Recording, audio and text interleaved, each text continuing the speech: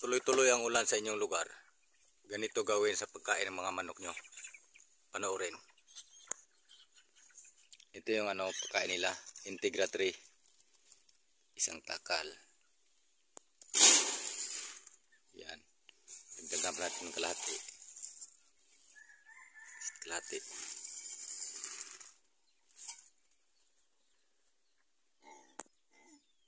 Ngayon, dagdagan natin ng coconut oil.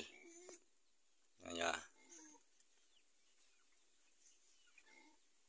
Kunti lang, kunti. Ito yung nagbibigay ng heat energy sa kanilang katawan.